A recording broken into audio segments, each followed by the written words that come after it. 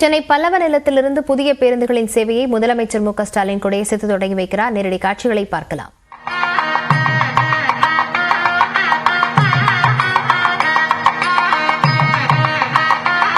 இது தொடர்பான விவரங்களுடன் செய்தியாளர் தமிழரசி இணைந்திருக்கிறார். தமிழரசி, விவரங்கள்.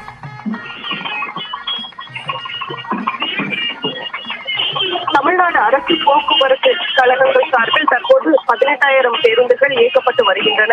கடந்த சில ஆண்டுகளாக புதிய பேருந்துகள் வாங்கப்படாத நிலையில் தற்போது அதாவது 1666 புதிய பேருந்துகள் கொள்முதல் செய்வதற்கான டெண்டர் கடந்த ஆண்டு போடப்பட்டு முதற்கட்டமாக தற்போது 100 பேருந்துகள் பயன்பாட்டிற்கு வந்திருக்கிறது.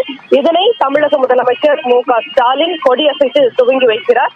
குறிப்பாக இந்த 1666 பேருந்துகள் விழுப்புரம் போக்குவரத்து கழகத்திற்கு 344 பேருந்துகளும், கோயம்புத்தூருக்கு 263 பேருந்துகளும், சேலத்திற்கு 84 பேருந்துகளும், கும்பகோணத்திற்கு 367 பேருந்துகளும், மதுரைக்கு 350, திருநெல்வேலிக்கு 242 என மொத்தமாக நகரம் மற்றும் புறநகர் பேருந்து சேவைகளுக்காக 1650 பேருந்துகளும், அதே போல மலைவாழ் மக்களின் போக்குவரத்து சேவையை மேம்படுத்தும் வகையில் கோயம்புத்தூருக்கு பிரத்யேகமாக 16 பேருந்துகள் என 1666 பேருந்துகள் கொள்முதல் செய்யப்படும் என அறிவிக்கப்பட்டிருந்தது. இந்த நிலையில் தற்போது 100 பேருந்துகள் முதற்கட்டமாக பயன்பாட்டிற்கு வந்திருக்கிறது. இதனை தமிழக முதலமைச்சர் மு.க. ஸ்டாலின் தற்போது கொடியசைத்து துவங்கி வைத்தார். இதனைத் தொடர்ந்து அடுத்தடுத்து மற்ற பேருந்துகளும் அடுத்த கட்டமாக பயன்பாட்டிற்கு வரும் என்று அமைச்சர் தெரிவித்திருக்கிறார்.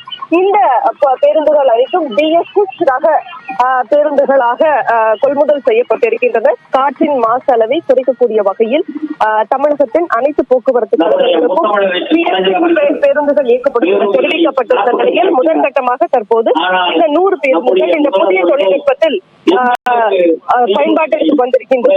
இந்த நிகழ்வில் அமைச்சர் சிவசங்கர், அதே போல தலைமைச் செயலாளர் உள்ளிட்டோர் பங்கேற்றுள்ளனர். லாவண்யம், விவரங்களுக்கு நன்றி தமிழரசி.